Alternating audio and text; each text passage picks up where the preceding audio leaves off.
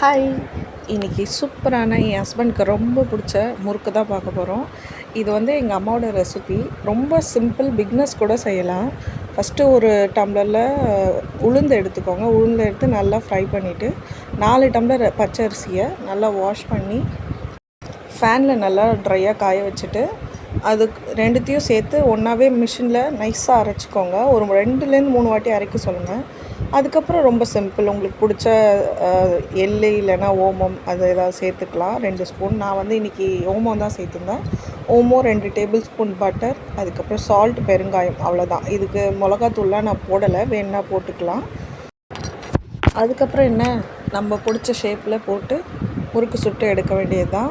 அந்த முறுக்கு அச்சு பார்த்திங்கன்னா நான் 3 கண் இருக்க அச்சு தான் எடுத்திருந்தேன். முறுக்கு வந்து சூப்பராகவே வந்திருந்தது. பிகினர்ஸ் கூட கண்டிப்பாக ட்ரை பண்ணலாம்.